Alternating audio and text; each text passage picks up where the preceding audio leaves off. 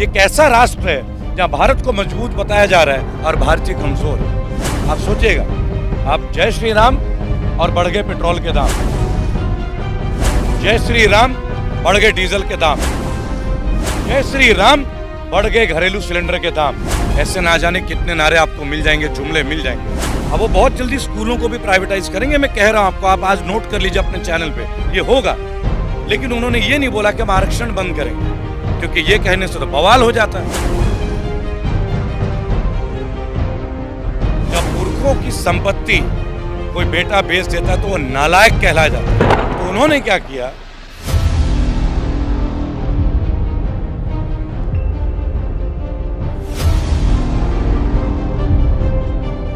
नमस्कार साथियों, मैं प्रशांत बौद्ध। साथियों, हम आज जो है वेस्ट बंगाल में हैं और जैसा कि आपको पता होगा कि वेस्ट बंगाल में इलेक्शन चल रहे हैं और बीजेपी और टीएमसी की खड़ी टक्कर है। और हमारे साथ आज हैं रेबल श्रद्धानंद पति जी। तो आपको पता होगा कि बीजेपी की जो है कई राजनीति हैं और उनकी जो पॉलिसीज़ हैं वो बहुत ही ज़्यादा दुखदायी होती हैं देश के लोगों के लिए। और इस समय पर कई सारी जो पॉलिसीज़ हैं, जैसे किसान आंदोलन वो चलता हुआ आ रहा था जी, लेकिन उन सब के बाद में दो बहुत महत्वपूर्ण चीज़ें आ रही हैं। जो चल रहा है प्राइवेटाइजेशन, जैसा कि आप लोग देख रहे होंगे कि एक एक करके जो है सारी चीज़ों को बेचा जा रहा है, प्राइवेटाइज किया जा रहा है। जितनी भी गवर्नमेंट कंपनीज थी या एजेंसीज थी उनको प्राइवेट लोगों के हाथ में दिया जा रहा है। और अभी जो किसान आंदोलन चल रहा है इसका भी एक यही पर्पज़ है। तो मैं आपसे ये जानना चाहूँगा कि जो प्राइवेटाइजेशन है वो इस देश के लोगों के लिए खतरनाक क्यों है, क्योंकि बहुत सारे लोग इसका विरोध कर रहे हैं, तो वो खतरनाक क्यों है? जय हिंद, जय भारत। मैं रेबल श्रद्धानंद पति और प्रशांत बौद्ध। कम उम्र में मैं आप बहुत अच्छे एक संवाददाता का कार्य कर रहे हैं, एक एक्टिव जर्नलिज्म का काम भी आप कर रहे हैं। मैं बधाई दूंगा इसके लिए आपको। Thank you sir. और ये बहुत अच्छी बात है। और मैं देखता हूँ आपके ब्लॉग्स भी देखता हूँ, आपके पोस्ट भी देखता हूँ। अक्सर मैं पाता हूँ कि आप अम्बेडकर साहब के बहुत प्रेरित होते हैं, जहाँ तक मैंने देखा है। और भारत में शायद ऐसा कोई शख्सियत होगा नहीं जो बाबा साहब अम्बेडकर को ना फॉलो करता हो या ना अपनी प्रेरणा का स्रोत समझता हो। आपने जो सवाल पूछा है ना आज, ये बहुत करीब है एक्चुअली मेरी खुद की भावनाओं में। अब आप देखिए, हम लोग पश्चिम बंगाल में हैं, मुर्शिदाबाद में नदी का बैकग्राउंड हमारे पीछे पूरा शांत है। ये क्यों शांत है? क्योंकि ये सबके लिए है। जिस दिन ये प्राइवेटाइज हो जाएगा, किसी एक के लिए अलॉट हो जाएगा, उस दिन हाहाकार मचेगा। आप इसमें नहा नहीं सकते, आप इसमें मछली नहीं पकड़ सकते, आप इसके पानी का इस्तेमाल नहीं कर सकते। क्यों?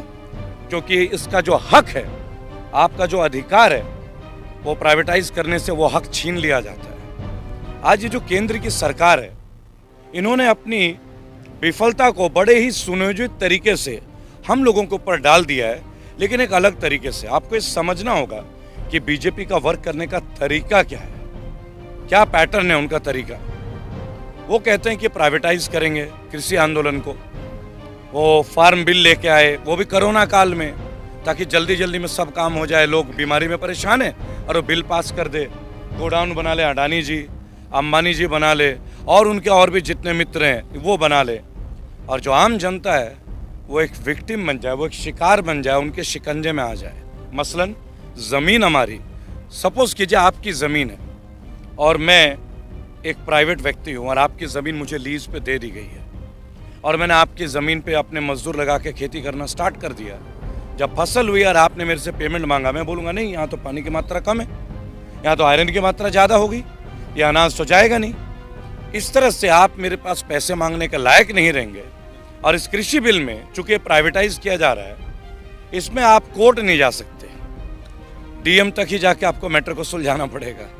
यानी ज़मीन हमारी, मालिक आप बन गए, न्याय के लिए हम कोर्ट नहीं जा सकते। इससे बुरा क्या काम हो सकता है? हमारे उड़ने के हौसले को वहीं काट दिया गया, हमारे न्याय मांगने की जो क्षमता थी वो वहीं बंद कर दी गई। अब आगे देखिए क्या होता है जब आप बोलते हैं प्राइवेटाइजेशन।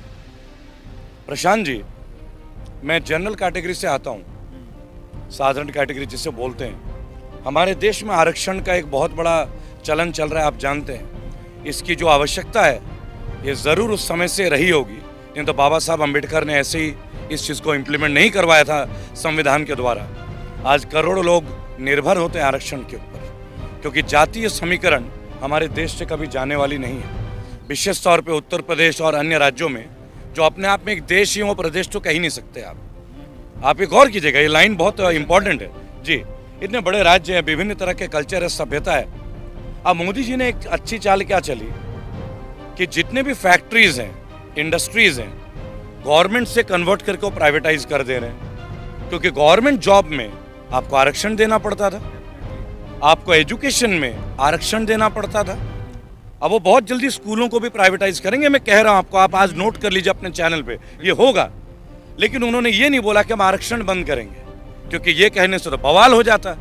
तो उन्होंने क्या किया, सरकार के जितने भी तौर तरीके हैं ना, जो सरकार की मशीनरी है, एक एक करके नीलाम करना शुरू कर दिया, एक एक करके बेचना शुरू कर दिया। और उसके पश्चात अब वो उनको प्राइवेटाइज केवल इसलिए कर रहे हैं, मैं आपको बताना चाहूँगा, केवल एक ही कारण है प्राइवेटाइज करने का, कि लोग आरक्षण ना मांग सके।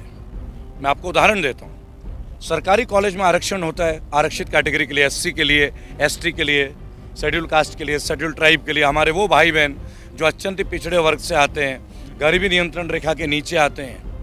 अब अगर ये प्राइवेटाइज हो गया तो प्राइवेट कंपनी तो बोलेगा हम तो आरक्षण देंगे नहीं भाई, जिसको आना है आओ, जिसको नहीं आना है मत लो। इसी तरह जब हमारे फसल को बेचेंगे तो वहाँ सब्सिडी खत्म। आप देखिए गैस का सिलेंडर 400 रुपये था, अब 900 रुपये पहुँच गया, सब्सिडी खत्म। अब सीनियर सिटीजन को जो ट्रेन में सब्सिडी मिलती थी रेलवेज में, अब रेलवे प्राइवेट तो वो सब्सिडी खत्म। यानी नुकसान क्या हो रहा है, वो ये कह रहे हैं कि सरकारी लोग काम नहीं करते, ट्रेन साफ नहीं होती, अब वो हमें ही साफ कर रहे हैं, ट्रेनों को साफ नहीं कर रहे हैं। किराया इतना बढ़ा दोगे कि यार एयरलाइन से ज़्यादा कॉस्टली ट्रेन हो जाएगा, और हो ही रही है, आप देखिए ऑलरेडी हो चुकी है। तो एक सुनियोजित तरीके से ये हमारे ऊपर अटैक कर रहे हैं। और मेरे देश के विशेष तौर पे वो हिंदू भाई और बहन जो ये गर्वित महसूस करते हैं कि भाजपा के शासन में हिंदू मजबूत हो रहा है, कृपया करके अपने आंखें खोलिए। सवाल हिंदू और मुसलमान का नहीं है, सवाल है हमारे मुल्क का, हमारे देश का, जो कि भारत है। भारतीय लोग मजबूत होने चाहिए, हिंदू और मुसलमान नहीं।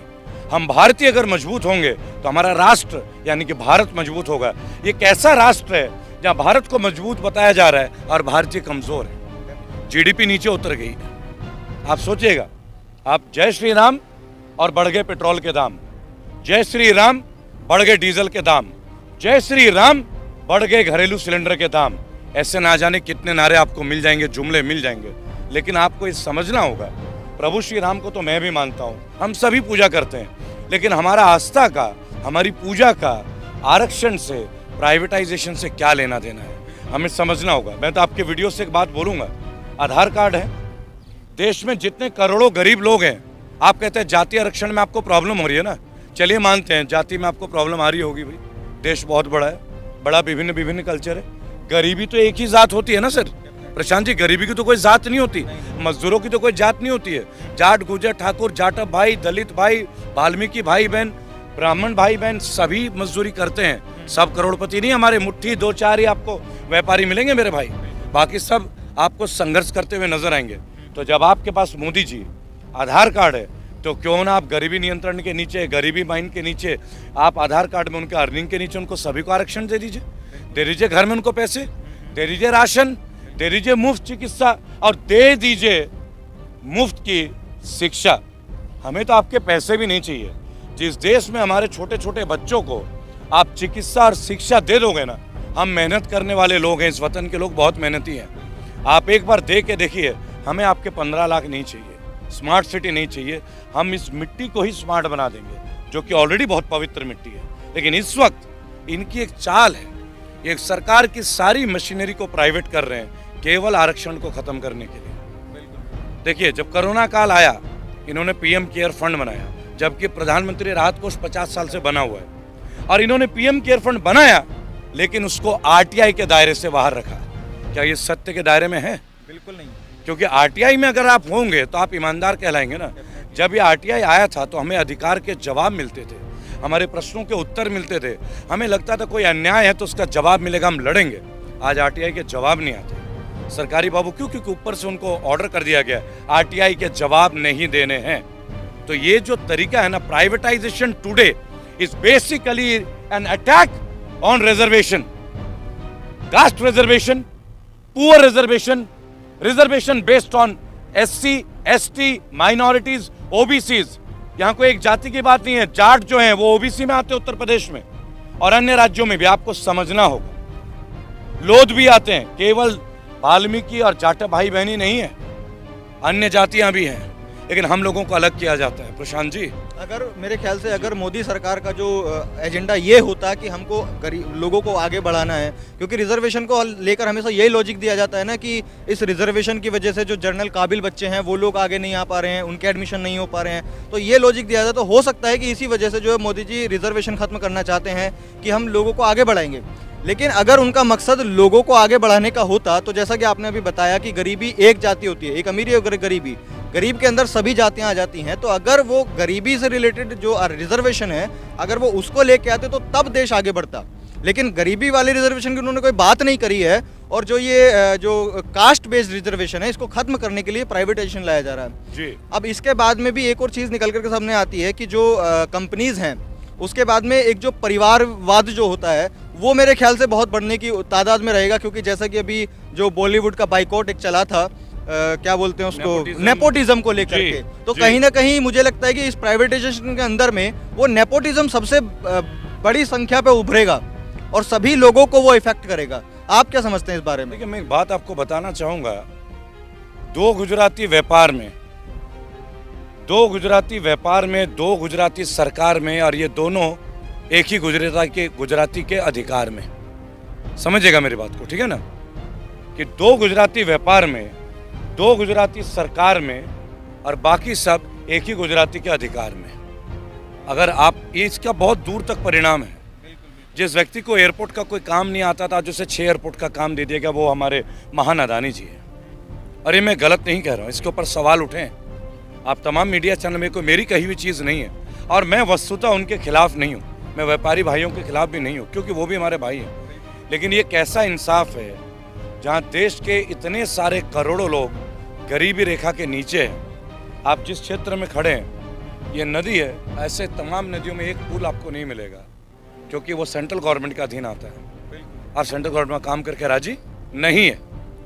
जब मैं देखता हूँ आप सरकारी इंस्टीट्यूशन में जेएनयू का आज पर कटने की बात चल रही है, आप जानते हैं जेएनयू में कौन से बच्चे पढ़ने आते हैं स्कॉलरशिप लेके, जो अत्यंत ही गरीब परिवार के, कोई रईस का औलाद नहीं आता जेएनयू में, क्योंकि वहाँ सिलेक्शन पाना मजाक नहीं है, एंट्रेंस बेस्ड होता है। गरीबी लोग होते हैं जो यूपीएससी की तैयारी करते हैं, ड्रीम्स होते हैं, डॉक्टर कन्हैया कुमार भी उनमें से एक हैं, लेकिन उनको एक एंटी नेशनल बना दिया गया। आज मैं बोल रहा हूँ, मैं तो मोदी भक्त था, आपने तो मेरे फेसबुक में भी देखा है, 2014 में मैंने उनको वोट दिया है, वो फोटो आज भी है और पब्लिक है, कोई वैसे नहीं, मैं तो मोदी भक्त था।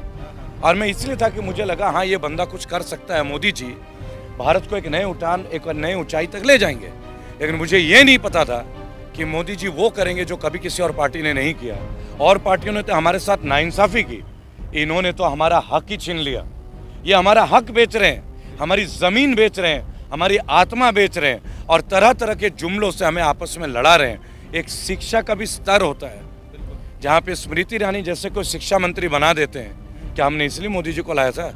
सोचिएगा, हेमा मालिनी मुंबई में रहती हैं और वो सांसद होती है मथुरा की।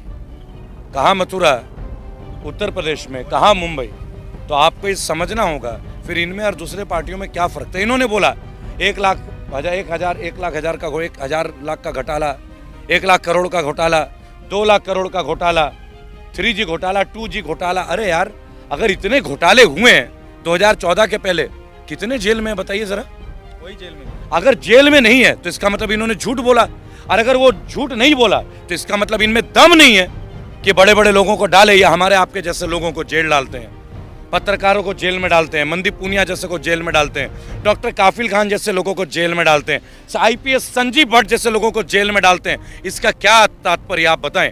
आप स्वयं एक जर्नलिस्ट हैं, यानी जो मध्यम वर्ग के लोग हैं, अगर वो अपना आवाज़ निकालते हैं आप उन्हें जेल में डालेंगे, उनके परिवार को सताएंगे, जो भी आपके ऊपर आक्रामक होगा आपकी गलत नीतियों के खिलाफ, आप उनको जड़ से खत्म करेंगे।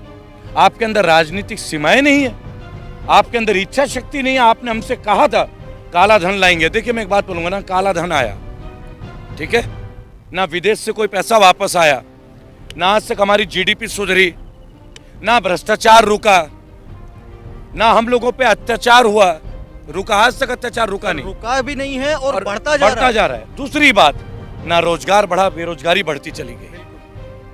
आपने स्मार्ट सिटी बोला, स्मार्ट सिटी एक भी नहीं बनी। आप सबसे बड़ी बात सोचो, हिंदुत्व का एजेंडा लेके आप चले, गंगा जी की सफाई, निर्मल गंगा, नमामि गंगे, हजारों करोड़ रुपए इन्होंने खर्च कर दिए। माता गंगा तो आज भी मैली है। वो हजारों करोड़ कहां चले गए इतने सालों के? ये सवाल कौन पूछेगा? आप बोलते हो घोटालेबाज। अरे घोटालेबाज को जेल के डाल में क्या करोगे? जेल में डाल के वो घोटाले की रकम कहां है? वो वापस लानी चाहिए। वो हमारे देश का राजस्व का पैसा था। पंजाब नेशनल बैंक घोटाला, PNB, Punjab and Maharashtra cooperative bank घोटाला, लक्ष्मी विलास बैंक घोटाला, आदर्श क्रेडिट कोऑपरेटिव घोटाला, शारदा स्कैम, एक भी स्कैम का डीएचएफएल घोटाला।